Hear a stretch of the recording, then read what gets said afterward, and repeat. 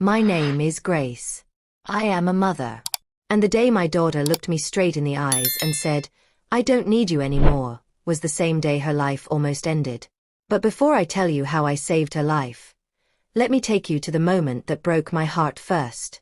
Before we go any further, if you love emotional, powerful, real-life stories that touch the heart, please subscribe to this channel, like this video, and turn on the notification bell so you don't miss stories like this. And tell me in the comments, which country are you watching from? I want to know where my people are. Now listen closely. Because this story is not just about a daughter who pushed her mother away. It is about a mother who refused to give up, even when she was told she was no longer needed. The night was cold. Too cold. The kind of cold that makes your bones ache and your chest feel tight. I stood outside my daughter's apartment building with a small bag in my hand. Inside the bag were things I had cooked for her. Rice. Soup. Her favorite food since she was a little girl. I had called her phone more than 10 times. No answer. I knocked on her door gently at first. Then harder. Finally, the door opened. She stood there with her arms crossed and her face full of anger. "What are you doing here?" she asked. I smiled weakly. "I brought you food," I said softly. "I know you've been busy." She didn't smile back. Instead, she sighed loudly and stepped outside, closing the door behind her like she didn't want me inside her life anymore.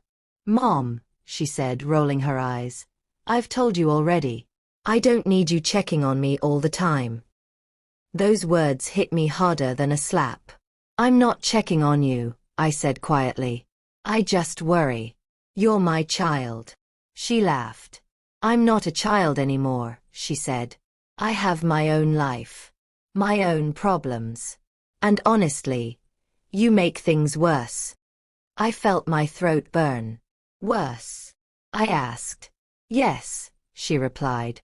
"You're always around. Always asking questions.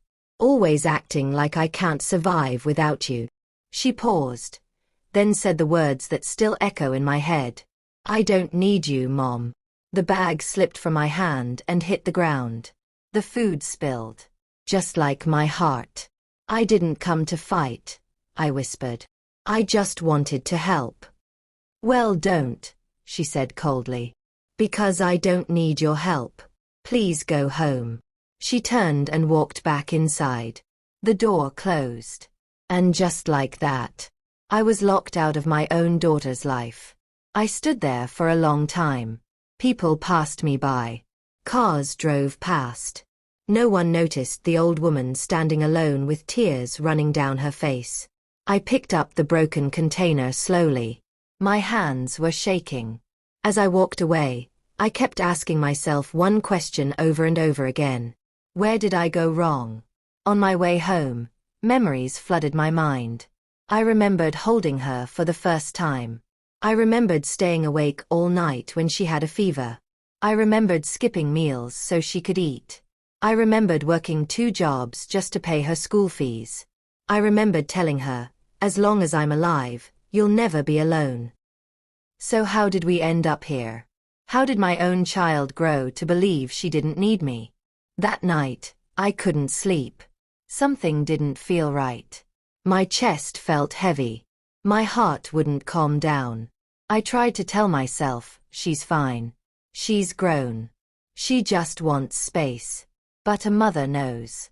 And my spirit was restless. I checked my phone. No messages. No calls. Still, I couldn't sleep.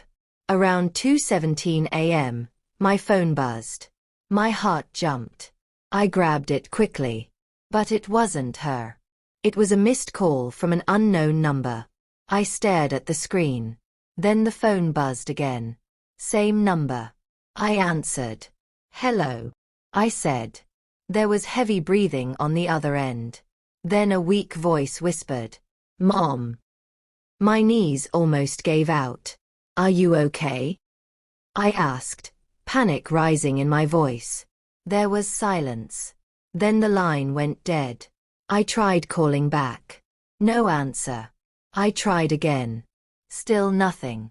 My hands were shaking so badly I could barely hold the phone. She had just told me she didn't need me. Yet she called me. At 2 a.m. With fear in her voice. I didn't think. I didn't wait. I grabbed my coat and ran out of the house. As I rushed through the empty streets, one thought filled my mind. What if I hadn't gone to her place earlier? What if I had listened and stayed away? Would she still have called me? Or would she have faced whatever danger she was in, alone? My heart was pounding as I reached her building. The lights in her apartment were off. I knocked. No answer. I knocked harder. Still nothing. Then I noticed something that made my blood run cold. Her door was unlocked. Slowly, I pushed it open. The room was dark. Too quiet. I stepped inside and whispered her name. No response. Then I smelled something strange. Something sharp. Something wrong. My heart sank as I took another step forward. And that's when I saw it. The door creaked as I pushed it open wider. My heart was beating so fast I thought it would burst out of my chest. Hello. I whispered again.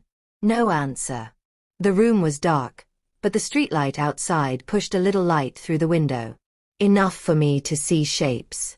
The couch. The table. The floor. And then I saw her. She was lying on the floor near the couch. Not moving. My whole body froze. For a second, I could not breathe.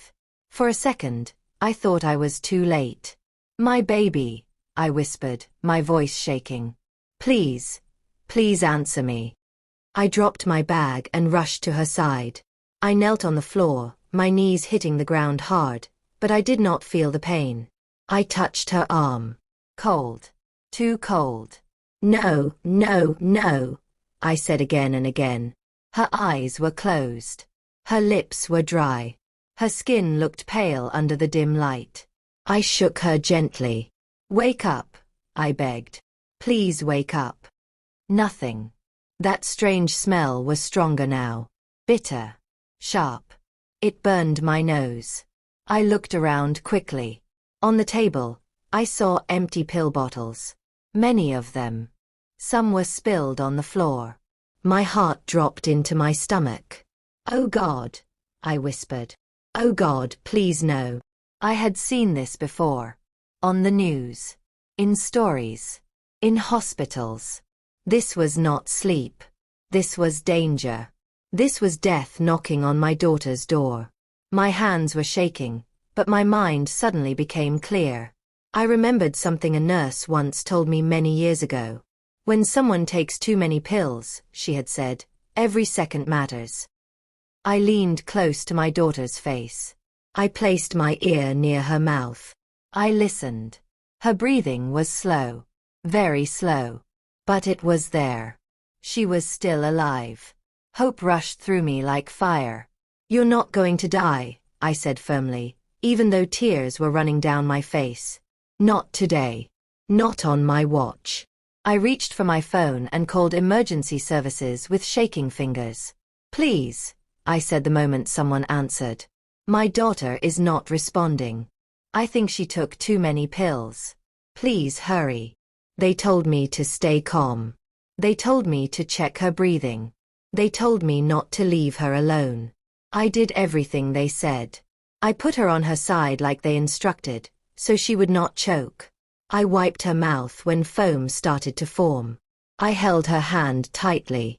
Stay with me, I kept saying. You hear me?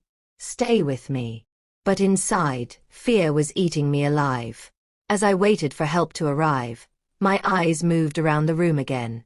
And that was when I noticed something that made my heart ache even more. The apartment was not how it used to be. It was messy. Clothes were scattered everywhere. Dirty dishes filled the sink. Unpaid bills were stacked on the table. Her eyeshadow and lipstick were broken, thrown carelessly into a corner. This was not the home of a happy woman. This was the home of someone who was drowning quietly. And I had not seen it. I sat there on the floor, holding her hand, and memories came rushing back. I remembered how she used to call me every day. Mom, what should I cook? Mom, I'm tired. Mom, can you pray for me? But slowly, the calls stopped. The messages became shorter. The visits became rare. When I asked if she was okay, she would smile and say, I'm fine. And I believed her. Because I wanted to. A soft sound escaped her lips. I leaned closer. Mom, she whispered again. I'm here, I said quickly. I'm here. Tears rolled down her cheeks. I'm tired, she said weakly. So tired. My heart broke into pieces. Why didn't you tell me? I asked softly. Why did you push me away? Her lips trembled. I didn't want to be a burden, she whispered. I wanted to be strong. I closed my eyes tightly. All this time, I said, my voice breaking, you thought being strong meant being alone? She tried to speak again, but her voice faded. Her eyes fluttered. No, no, no, I said quickly. Stay awake. Please. I shook her gently again. Her breathing slowed even more. Panic grabbed my chest. Help is coming, I told her, though I wasn't sure she could hear me. Just hold on. The sound of sirens filled the night.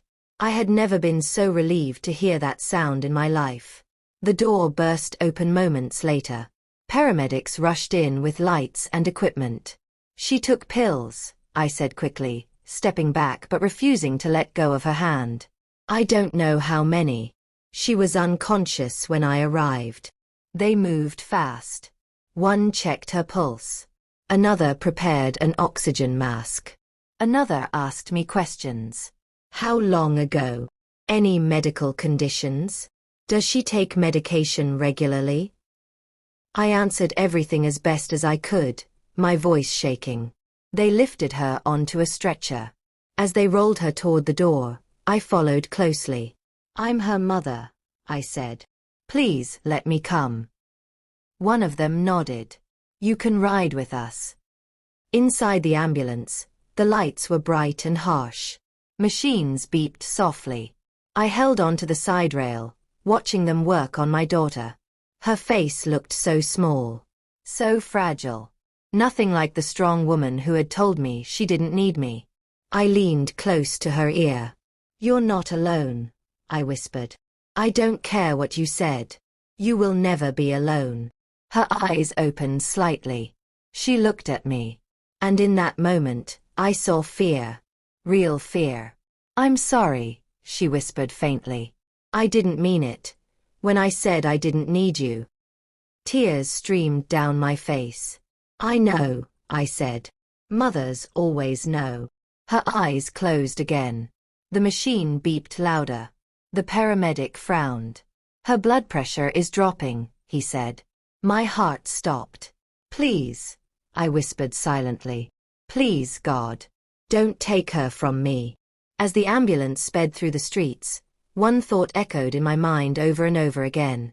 If I had listened to her and stayed away, she would be dead right now. She said she didn't need me. But at the most dangerous moment of her life, she called me. And I was there. But the fight was not over yet. Because as the hospital lights came into view, one question terrified me more than anything else. Was I already too late? Or would this be the moment that changed everything forever? The hospital doors slid open with a loud hiss. Bright white lights hit my eyes. The smell of medicine filled the air. They rushed my daughter through the doors on the stretcher, and I followed, my legs weak but my heart forcing me forward. Please, I said again and again. Please help her. The nurses moved quickly. One of them gently stopped me. You'll have to wait here, ma'am, she said kindly. But I'm her mother, I said, my voice breaking. She needs me. She's in good hands, the nurse replied softly. We'll do everything we can. The doors closed. Just like that. I was alone again. I stood there for a long moment, staring at the closed doors like they might open if I stared hard enough. Then my knees gave out. I sat down on the cold hospital bench, my hands shaking uncontrollably. The waiting room was quiet. Too quiet. A clock on the wall ticked loudly. Tick, tick, tick. Each sound felt like it was hitting my heart. I looked around. A man sat across from me with his head in his hands. A woman held a sleeping child close to her chest. Everyone in that room was waiting for news. Bad news or good news. And no one could do anything but wait. My phone buzzed in my hand. I looked at the screen. It was her name. For a second, my heart jumped. Then I realized it was just her phone showing missed calls. I scrolled through them. So many missed calls. From me. From days ago. From weeks ago. Messages I had sent that she never replied to. Are you okay? Please call me. I love you. Tears blurred my vision. All those times I worried. All those times she said, I'm fine. And I believed her. As I sat there, memories started flooding my mind again. I remembered the day she left home. She had stood in the doorway with her suitcase, smiling big. Don't worry, Mom, she had said. I've got this. I hugged her tightly. Call me any time, I said. Day or night. She laughed. You worry too much. But I never stopped worrying. Because mothers don't stop. Even when their children grow tall. Even when they push you away. Hours felt like days. Every time a nurse walked past, my heart jumped. Every time a door opened, I stood up. But no one called my name. I prayed silently. I prayed out loud. I prayed in ways I hadn't prayed in years. Please, I whispered. I'll do anything. Just let her live. Finally, a doctor walked toward me. He looked tired. Serious. My heart dropped. I stood up quickly, almost tripping over my feet. Is she okay? I asked before he could even speak. He took a deep breath. She's stable for now, he said. I let out a breath I didn't know I was holding. But, I asked, because I could hear it in his voice. But she took a very dangerous amount of medication, he continued. If she had arrived any later, the outcome could have been very different. My legs felt weak again. So, she's alive? I asked quietly. Yes, he said. Thanks to you. Those words hit me hard. Thanks to me. I repeated. You got to her in time, he said. You did exactly the right thing. Tears streamed down my face. I covered my mouth with my hand to stop myself from crying out loud. She'll be monitored closely, he added. We also need to understand why this happened. I nodded slowly. I know why, I whispered. But deep inside I also knew. I didn't. Not fully. They finally allowed me to see her. She lay in a hospital bed, tubes attached to her arms. Machines beeped softly around her. Her face looked pale. Smaller than ever. I walked slowly to her bedside and sat down. I reached for her hand. She squeezed it weakly. Mom, she whispered. I'm here, I said quickly. I'm not going anywhere. Her eyes filled with tears. I messed up, she said softly. I shook my head. No, I replied. You were hurting. She turned her face away. I told you I didn't need you, she said. I was so cruel. I gently turned her face back toward me. You were angry, I said. You were scared. That doesn't make you cruel. She swallowed hard. I thought if I pushed you away, I would feel stronger, she admitted. But I felt emptier. I nodded. Pain grows in silence, I said. It gets louder when you're alone. She closed her eyes. I didn't want to disappoint you, she whispered. My heart broke again. Disappoint me? I asked. My child, surviving is never a disappointment. She stayed quiet for a moment. Then she spoke again, her voice shaking. I was drowning, she said. Everything was falling apart. I leaned closer. Tell me, I said softly. I'm listening. She took a slow breath. I lost my job, she admitted. I didn't tell anyone. My heart sank. I tried to find another one, she continued, but nothing worked. Bills kept piling up. Rent, loans, everything. She squeezed my hand tighter. I felt like a failure, she said. Like I had let you down. Tears rolled down my face. Oh, my child, I whispered. Money problems don't make you a failure. She shook her head slightly. I was scared you would say, I told you so, she said. I almost laughed through my tears. I would never, I said firmly.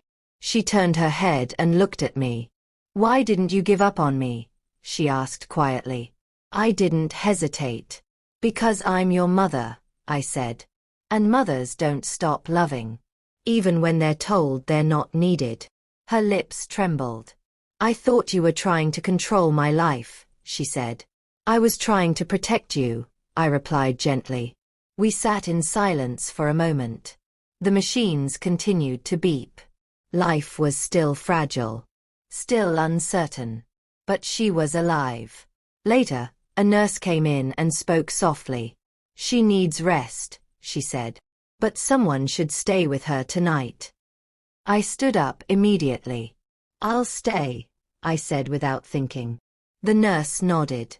As the night grew quiet again, I sat beside my daughter's bed, watching her sleep. My heart was tired. My body ached. But I felt something else too. A truth so clear it hurt. She said she didn't need me. But when her life was on the line, I was the one who saved her. And tomorrow, everything would change. Or fall apart completely. Morning came slowly. The hospital room was filled with soft light, pale and cold, like it was afraid to disturb the silence. I had not slept. Not even for a minute. I sat in the chair beside my daughter's bed, watching her chest rise and fall, as if I needed to make sure she was still alive. Every small movement made my heart jump. Every sound from the machines made me hold my breath. She looked peaceful now. But peace can lie. A nurse came in quietly. She's doing better, she said in a calm voice. But the doctor will want to speak with both of you later. I nodded. Thank you, I whispered. The nurse smiled gently and left. I reached for my daughter's hand again. It was warmer now. Stronger. I squeezed it softly. She stirred. Then her eyes opened. She blinked slowly, confused at first. Then she saw me. Her eyes filled with tears. You're still here, she said. Yes, I replied. I told you. I'm not going anywhere. She turned her face toward the window. I don't deserve you, she whispered. I moved closer. Stop saying that, I said firmly but gently. You deserve love. Especially when you're hurting. She swallowed hard. For a long moment, she didn't speak. I could tell something heavy was sitting in her chest. Something she had been holding inside for a long time. Mom, she said finally, her voice shaking. There's something I never told you. My heart tightened. I know, I said softly. I can feel it. She took a deep breath. Her hands trembled. I was ashamed, she continued. I didn't want you to look at me differently. I leaned closer. Nothing you say will make me stop loving you, I said. She closed her eyes. When I lost my job, she began, everything started falling apart. I tried to keep smiling. I tried to act strong. I nodded. I know. But then, her voice cracked. Then I started borrowing money. My heart sank. From who? I asked gently. From everywhere, she said quietly. Friends. Online lenders. Credit cards. She opened her eyes and looked at me, fear written all over her face. I couldn't keep up, she said. The calls never stopped. The messages. The threats. I felt anger rise inside me. Threats. I repeated. She nodded slowly. They said they would come to my house, she whispered. They said they would embarrass me at work, even though I didn't have a job anymore. My hands clenched. And you didn't tell me, I said. I was scared you'd panic, she replied. Or worse, that you'd think I was careless. I shook my head. All I would have thought, I said, is how to help. She turned her face away again. There's more, she said. My heart dropped. What? I asked. She hesitated, then whispered, I sold some of my things. To pay them back? I asked. She nodded. Still not enough, she said. The interest kept growing. I closed my eyes. I felt sick. I felt angry. Not at her. At the world. At the pressure placed on young people to pretend they are okay while they are breaking inside. She wiped her eyes weakly. The night you came to my apartment, she said, I had just gotten another call. My heart tightened. They said if I didn't pay soon, they would make my life a living hell, she whispered. I felt a cold chill run through my body. So when you showed up, she continued, with food, with that worried look, I felt ashamed. I remembered her face that night. The anger. The cold words. She looked at me again. I didn't want you to see how bad things were, she said. So I pushed you away. And then? I asked quietly. She swallowed. And then after you left. I felt empty, she said. Like I had pushed away the only person who truly cared. Tears rolled down her cheeks. I sat on the floor for a long time, she said. Just crying. I reached out and wiped her tears. I thought I had failed at everything, she whispered. As a daughter. As a woman. As a human being. My heart shattered. No, I said. You failed at nothing. She took a shaky breath. The pills were right there, she continued. I wasn't thinking clearly. I squeezed her hand tighter. I just wanted the pain to stop, she said softly. I closed my eyes. The image burned in my mind. My daughter. Alone. Hurting. Believing death was the only way out. The door opened softly. A doctor and a woman in professional clothes walked in. This is a counselor, the doctor said gently. She's here to talk with you. My daughter stiffened. I don't want to talk to anyone, she said quietly. I looked at her. Just listen, I said softly. You don't have to say everything. The counselor smiled warmly. We're not here to judge, she said. We're here to help. My daughter hesitated, then nodded slowly. They talked for a long time. About pressure.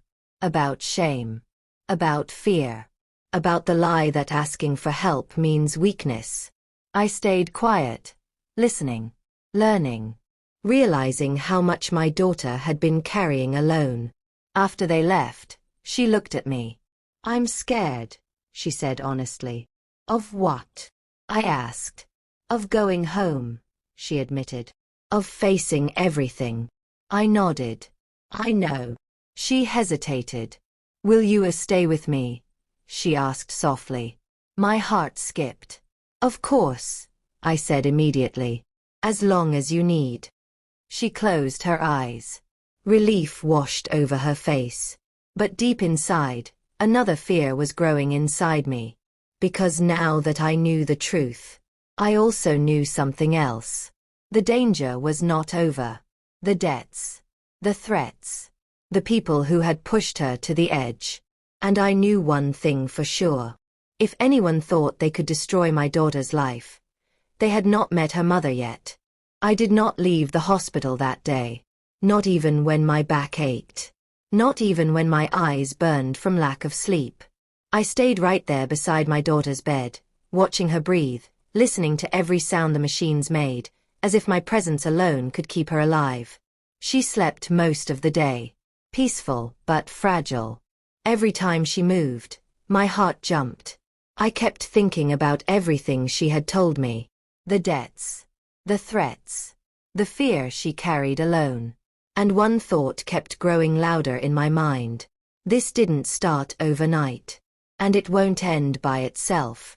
When she finally woke up again, she looked different. Quieter. Softer. Like someone who had walked through fire and survived, but was still burning inside. "Mom," she said, her voice low. "What am I going to do?" I sat closer. "We will figure it out," I said calmly. She shook her head. "No," she whispered. "You don't understand. I ruined everything." I held her face gently. "Listen to me," I said firmly. "As long as you are alive, nothing is ruined." She looked at me with tired eyes. "They won't stop calling," she said. "They won't stop." I took a deep breath. "I know," I said. She frowned slightly. "What do you mean?" she asked. I looked at her carefully. "There are some things," I said slowly, "that a child should never have to face alone." She watched me closely. And in that moment, I made a decision. A decision I had never planned to make. A decision that would change everything. Later that afternoon, after she fell asleep again, I quietly stepped out of the room. The hallway was empty. I walked to a small sitting area and took out my phone. My hands were steady. My heart was not. I scrolled through my contacts until I found the name I was looking for. I stared at it for a long time. I had not called this person in years. Because calling them meant accepting something I had tried to forget. But for my daughter. I pressed call. The phone rang twice. Then a voice answered. "Hello." I swallowed hard. "It's me," I said. There was silence on the line. Then a slow breath. "I didn't think I'd ever hear from you again," the voice said. "I didn't think I'd ever call," I replied. "Why now?" they asked. I closed my eyes. "Because my daughter almost died," I said simply. The line went quiet. Then the voice softened. "What do you need?" they asked. I took a deep breath. "I need information," I said. "And I need help." When I ended the call, my legs felt weak. I sat down slowly. My heart was pounding. Because I knew what I had just done. I had opened a door to a part of my past I had buried long ago. A part my daughter knew nothing about. But if I wanted to save her, I had no choice. That evening, my daughter woke up again. She looked at me carefully. "You left," she said. "I was just outside," I replied. She nodded, then hesitated. "Mom," she said softly, "can I ask you something?" "Anything," I said. She took a deep breath. "Why did you come that night?" she asked. "After I was so mean to you." I smiled sadly. "Because something felt wrong," I said. She frowned. "I told you not to come," she said. "I know," I replied. "So why didn't you listen?" she asked. I looked into her eyes. "Because love doesn't always listen to pride," I said. "Sometimes it listens to fear." Her lips trembled. "I'm sorry," she whispered. "I forgive you," I said immediately. She looked away. "I was wrong," she said. "I did need you." I reached for her hand. "You still do," I said gently. "And that's okay." Tears rolled down her cheeks. She squeezed my hand. "Please don't leave me again," she said. "I won't," I promised. "Not now. Not ever." Later that night, she slept deeply. I sat alone in the dim hospital room, my thoughts heavy. I thought about the call I had made. About the information I would soon receive. About the people who thought they could threaten my child. And then my phone buzzed. A message. From the same number I had called earlier. It contained just one sentence. "I found them." My heart skipped. I stared at the screen. My hands tightened around the phone. Found who? The lenders. The people making the threats. The ones who pushed my daughter to the edge. I felt a cold calm settle over me. Not fear. Focus. The next morning, a doctor came in with good news. "She's responding well," he said. "Physically, she's out of danger." I nodded. Thank you, I said. But inside I knew. The real danger was not in her body anymore. It was outside. Waiting. When the doctor left, my daughter looked at me. You look serious, she said. I'm just tired, I replied. She studied my face. You're hiding something, she said. I smiled faintly. Sometimes, I said gently, a mother carries things so her child doesn't have to. She didn't look convinced. That afternoon, as I helped her sit up, her phone buzzed on the table. She flinched. I reached for it before she could. A message flashed on the screen. A number with no name. The message read, "We know you're out of the hospital. Don't think this changes anything." My heart turned to ice. She saw my face. What is it? She asked, fear rising in her voice. I locked the phone screen and forced a calm smile. Nothing, I said. But inside, a fire was burning. Because now, I was certain of one thing. This was far from over. I did not show my daughter the message. Not yet. I slipped her phone into my bag and smiled like nothing had happened. But inside me something had changed. Something old. Something strong. Something dangerous to anyone who thought a mother's love was weakness. That night, after my daughter finally fell asleep again, I sat alone in the hospital chair and stared at the dark window.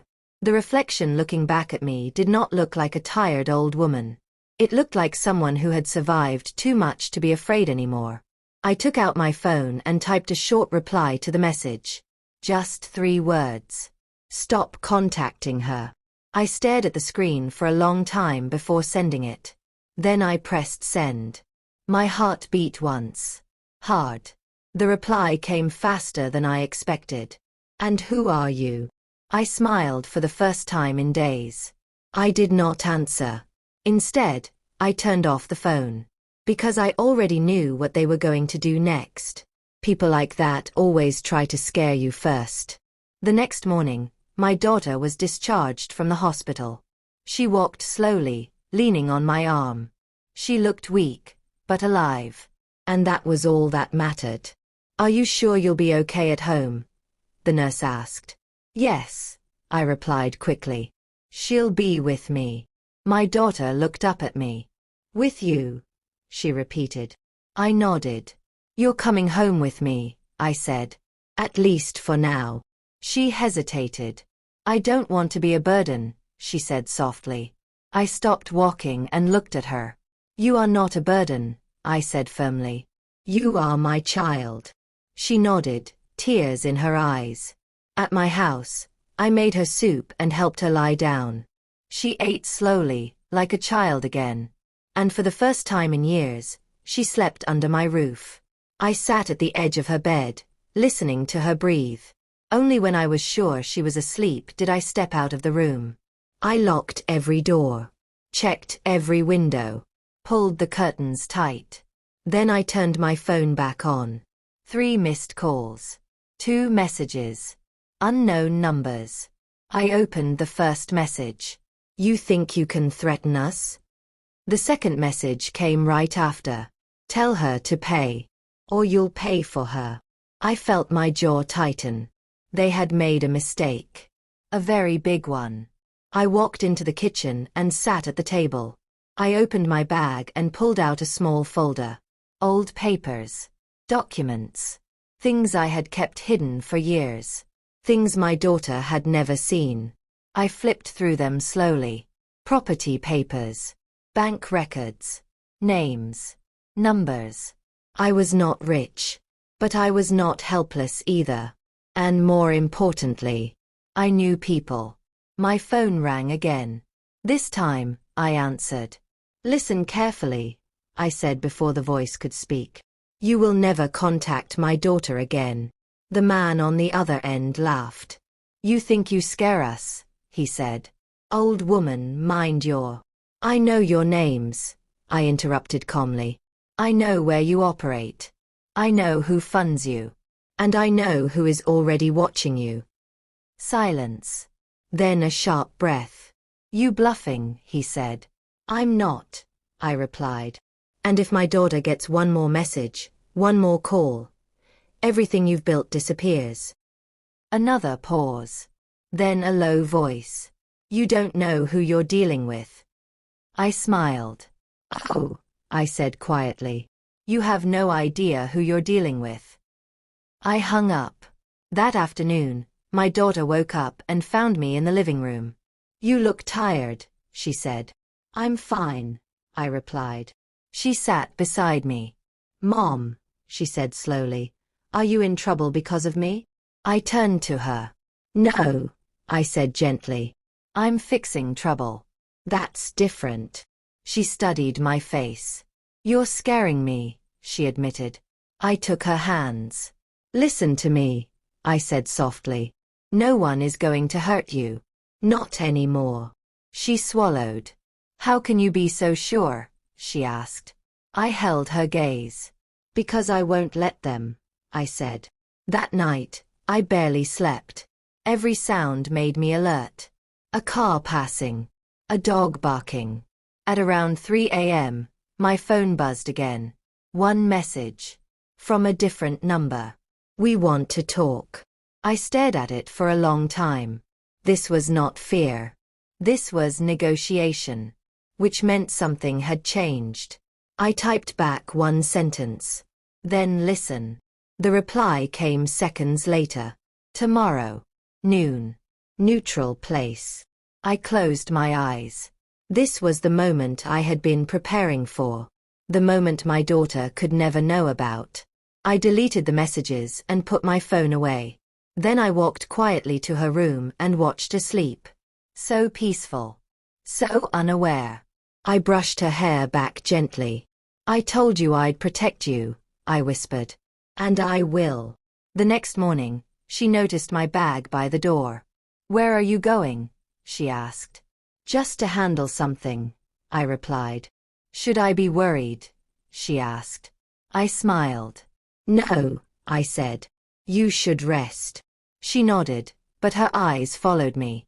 As I stepped outside, a strange calm filled me. Because today, I was not walking into fear. I was walking into control. And the people who thought they could destroy my daughter's life were about to learn the truth. I did not tell my daughter where I was going. That was the hardest part. She watched me from the doorway as I put on my shoes. Her eyes filled with quiet fear she tried to hide. Mom, she said softly, promise me you'll be careful. I smiled and touched her cheek. I promise, I said. It was not a lie. But it was not the whole truth either. The place they chose was a small cafe near the edge of town. Nothing fancy. Too quiet. The kind of place people choose when they do not want to be noticed. I arrived early. I always do. I sat at a corner table where I could see the door, the windows, and the street outside. Old habits never really die. I ordered tea and waited. My hands were steady. My heart was calm. Because fear had already done its worst to me. 10 minutes later, the door opened. 2 men walked in. They were younger than I expected. Clean clothes. Confident steps. The kind of men who think power comes from making others afraid. Their eyes scanned the room. Then they saw me. They hesitated. Just for a second. Then they walked over. You? One of them asked, surprised. You're the one who's been calling us? Yes, I said calmly. They sat down without asking. You don't look like trouble, the other one said, smirking. I lifted my cup and took a slow sip of tea. That's usually when people make their biggest mistake, I replied. Their smiles faded slightly. You should have stayed out of this, the first man said. This doesn't concern you. I set my cup down gently. She's my daughter, I said. It concerns me more than you'll ever understand. The second man leaned back. She owes money, he said. Simple business. No, I replied. What you do is not business. It's pressure, fear, traps. He laughed. You think you can lecture us, he said. I reached into my bag slowly. They stiffened. I pulled out a folder and placed it on the table. Then I slid it toward them. "Open it," I said. They exchanged looks, then opened it. As they flipped through the pages, their faces changed. Smiles disappeared. Color drained. Their hands slowed. "Where did you get this?" one of them asked quietly. "I told you," I said calmly. "I know people." The folder contained names, records, connections, things that could not be explained away, things that could end careers, lives, freedom. "You've been operating quietly," I continued, "but not quietly enough." The first man swallowed hard. "This is illegal," he said. "So is what you're doing," I replied. Silence fell between us. Heavy. Uncomfortable. "What do you want?" the second man finally asked. I did not hesitate. "You will erase her debt," I said. "You will stop contacting her. And you will never come near my family again." They stared at me. "That's not how this works," one of them said weakly. "It is now," I replied. "And if we don't?" he asked. I leaned forward slightly. "Then this folder goes to people who won't be having tea," I said calmly. Their faces hardened, then cracked.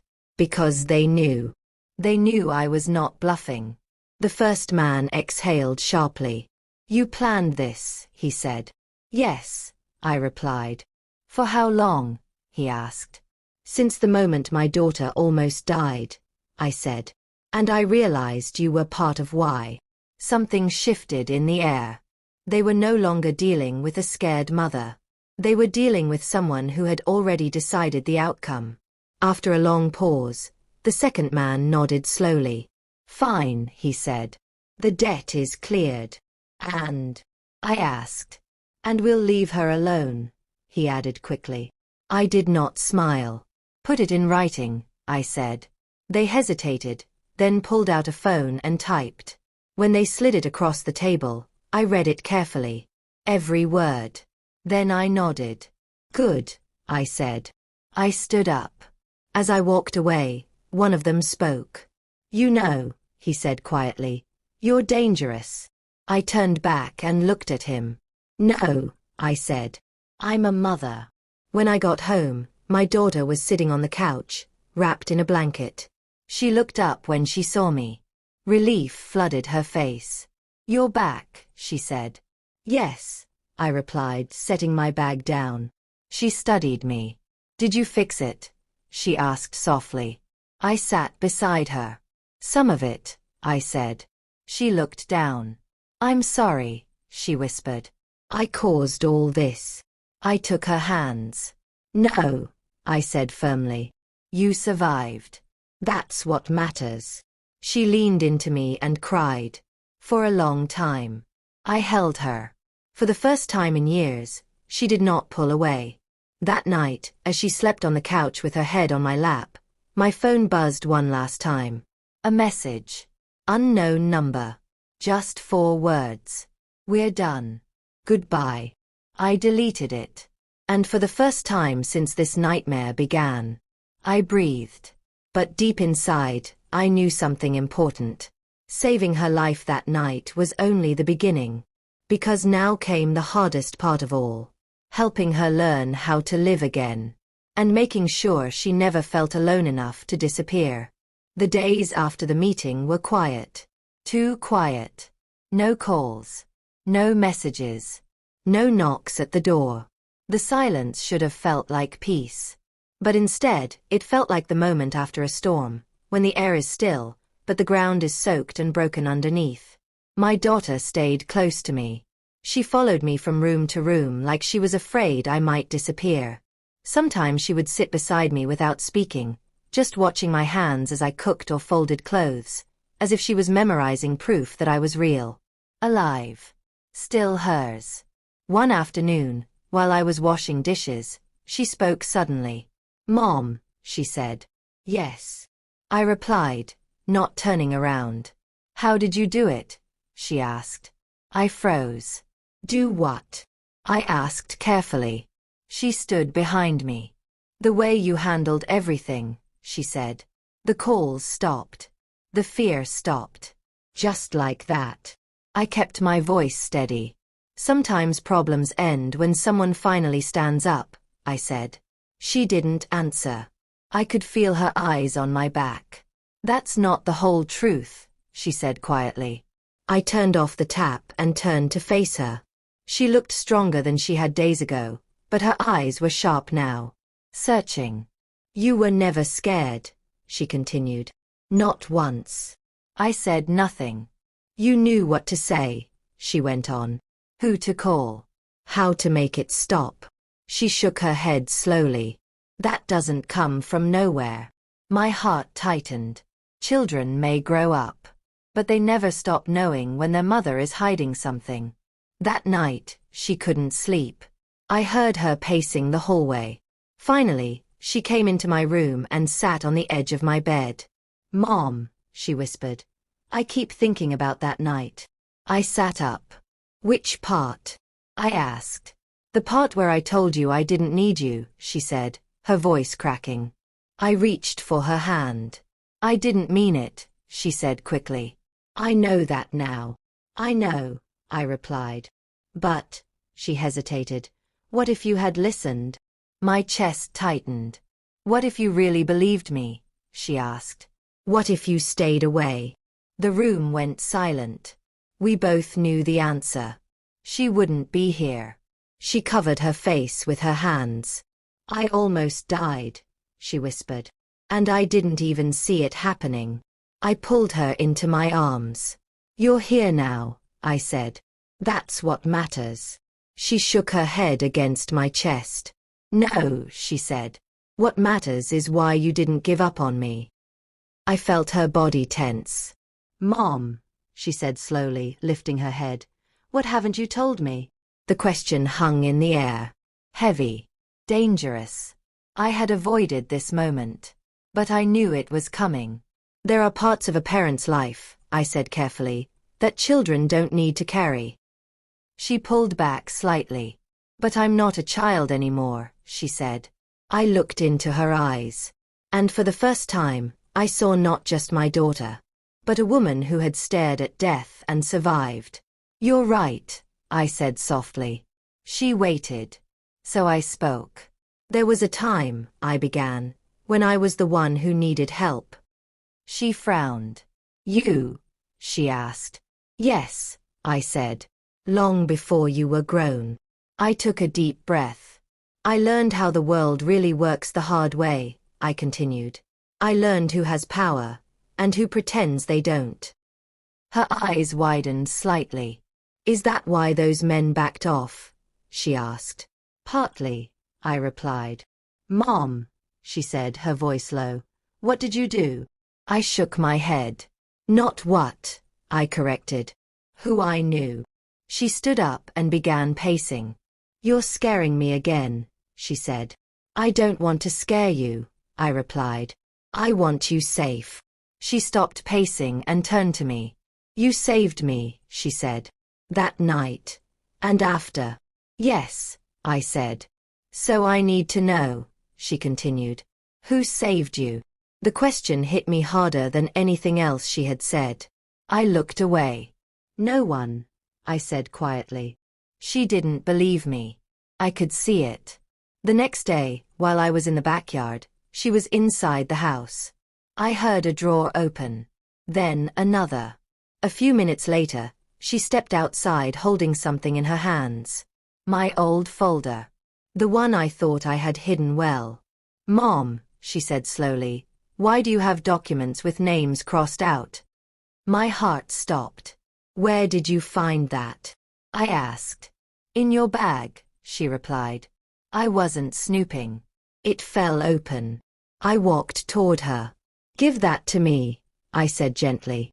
She didn't move. These aren't normal papers, she said. These are serious. I reached for the folder. She pulled it back. Tell me the truth, she said. All of it. I looked at my daughter. Really looked at her. At the woman she had become. At the life she almost lost. And I realized something painful and true. If I didn't tell her now, she would imagine something far worse. There was a time, I said slowly, when I had to protect myself the way I just protected you. She stared at me. I was younger, I continued. Alone.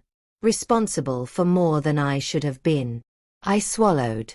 And I learned very quickly that fear only works on people who believe they have no options. She shook her head. You're saying you've done this before, she whispered. Yes, I replied.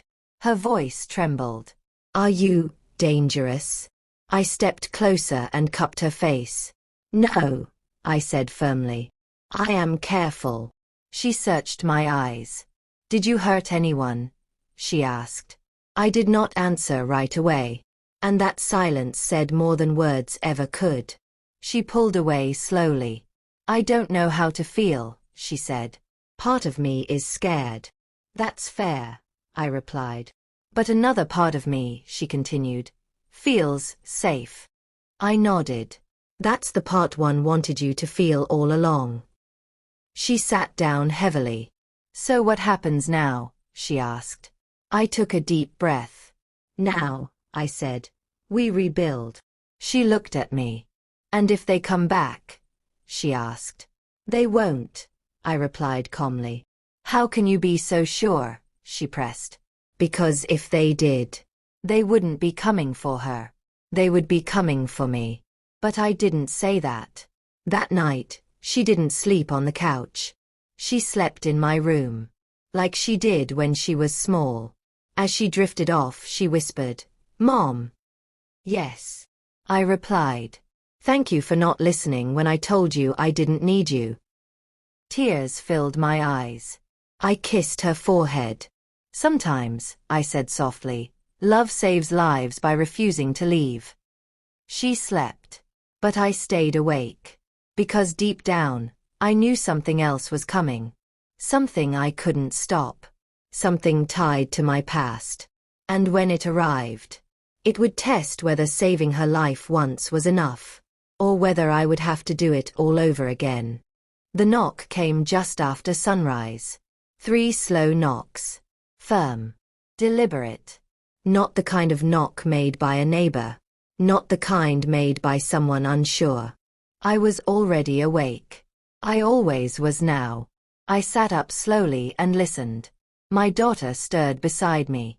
Mom, she whispered, half asleep. Stay here, I said quietly. My voice was calm, but my heart had already begun to pound. Because I knew that knock. I walked down the hallway carefully. Each step felt heavier than the last.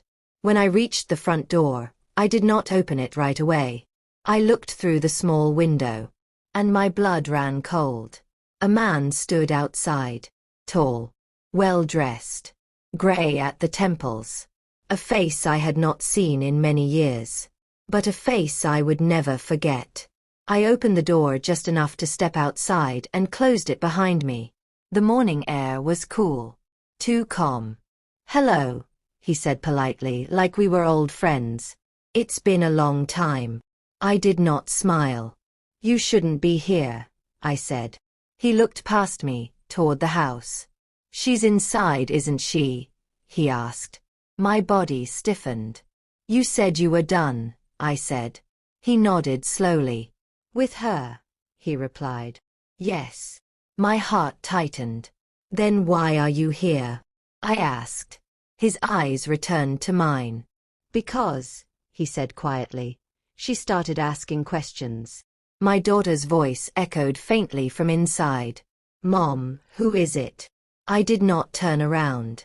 No one, I called back. Go back to bed. The man smiled slightly. She sounds stronger, he said. That's good. I stepped closer to him. You have 1 minute, I said. Then you leave. He chuckled softly. You always were direct, he said. That's why people underestimated you. My jaw tightened. What do you want? I asked.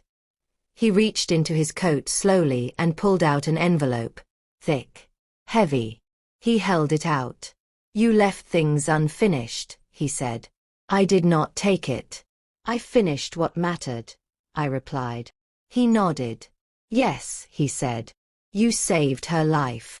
My chest rose sharply. How do you know that? I asked. He raised an eyebrow. You didn't think you were the only one watching, did you? Anger flared inside me. You promised, I said through clenched teeth. I promised not to touch her, he replied calmly. And I won't. He lowered his voice. But secrets have consequences. I glanced toward the door. I could feel her presence behind it. Listening. Learning. I buried that life, I said. He sighed. No one ever truly buries it, he replied. They just hope it stays quiet. He pushed the envelope slightly closer. She deserves the truth, he said. Before someone else tells it worse. I shook my head. No, I said. She's been through enough. He studied my face carefully. You taught her how to survive, he said. But you never taught her who you really are. My hands trembled. Leave, I said. He stepped back slowly. I'll go, he said. For now. He turned, then paused. But ask yourself something, he added. If she hadn't called you that night, would anyone else have come? My throat tightened. He nodded once. I'll give you time, he said. But not much. Then he walked away. I stood there long after he was gone. The envelope lay on the ground between us. Like a threat. Like a confession. Like a mirror. I picked it up with shaking hands and went back inside. My daughter was standing in the hallway. She had heard everything. Her face was pale. Who was that? She asked. I closed the door slowly. A ghost, I said quietly. She shook her head. No, she replied. That was someone who knows you. I swallowed. Yes, I admitted. She crossed her arms. You promised no more secrets, she said. I promised to protect you, I replied. Her eyes filled with tears. I don't know which one scares me more anymore, she whispered. That hurt more than anything else. She pointed to the envelope in my hand. What's in that? She asked. I looked down at it. Years. Pain. Choices. Consequences. Answers, I said. To what? She pressed. To why I knew what to do, I replied. To why I didn't panic. To why they backed off. Her voice shook. And to why you're not afraid, she said. I nodded slowly. Yes.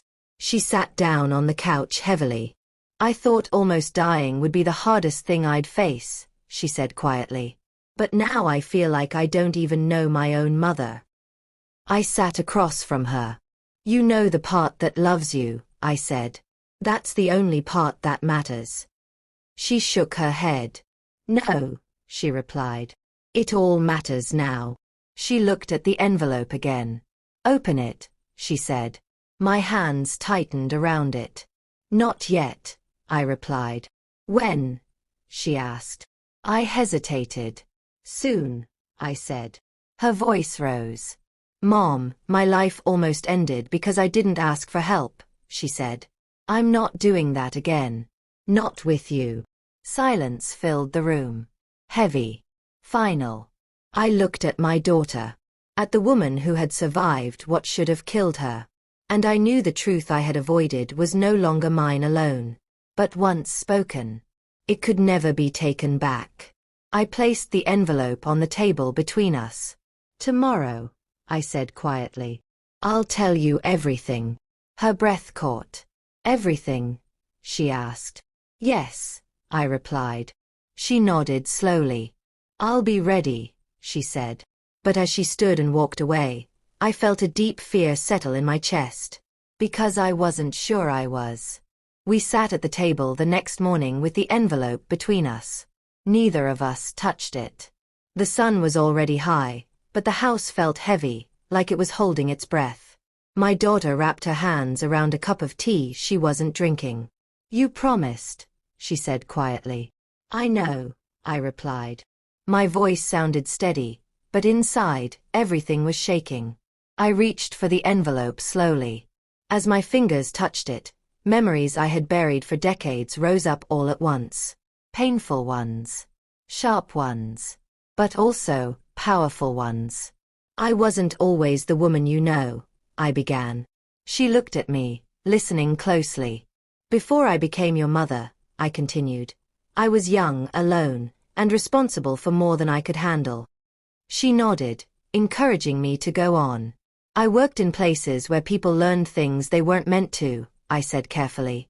I saw how power really works. How fear is used.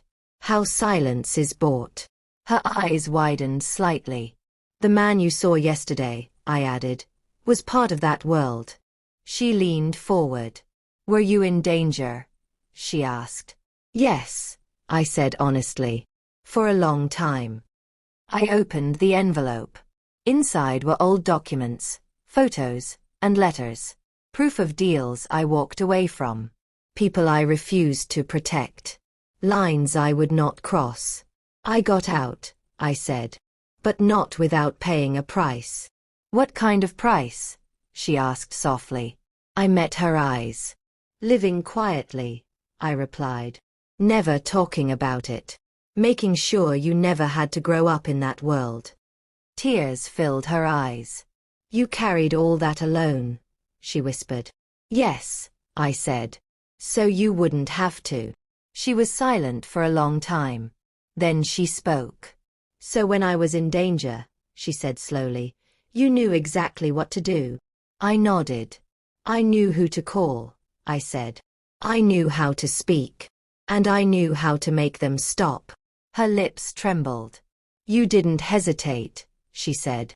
No, I replied. Because I've lived through worse than fear. She stood up suddenly and began pacing. I told you I didn't need you, she said, her voice breaking. I pushed you away. I stood as well.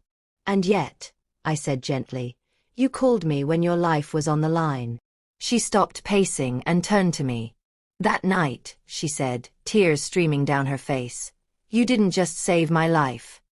She paused. You proved I was wrong. I stepped closer.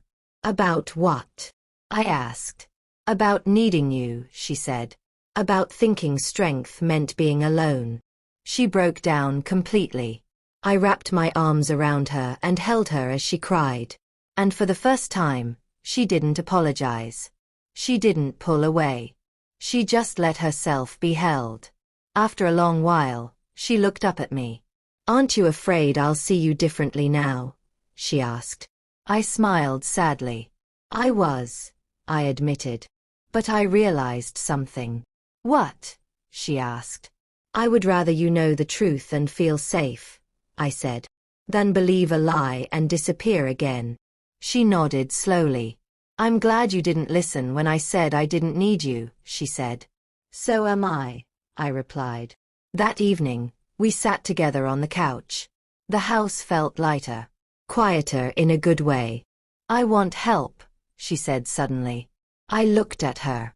Real help, she added. Counseling. Healing. Learning how to live again. My heart filled with pride. That's strength, I said. She smiled faintly. And I don't want to do it alone, she said. I squeezed her hand. You won't, I promised. Weeks later, she returned to her apartment. Slowly, carefully. Not alone. Never alone. She called me every day. Sometimes just to talk. Sometimes just to breathe together on the phone. And every time I answered. Because this time, she knew the truth. She once told me something that I will never forget. She said, I thought you were holding me back. But you were the one holding me up. And that is when I understood it fully. She said she didn't need me. But when it mattered most, I was the one who saved her life. If this story touched you, please like this video, subscribe to the channel, and turn on notifications so you don't miss more powerful, emotional stories like this. And tell us in the comments, have you ever pushed someone away? only to realize later they were the ones saving you? Your story might help someone else feel less alone. Thank you for listening.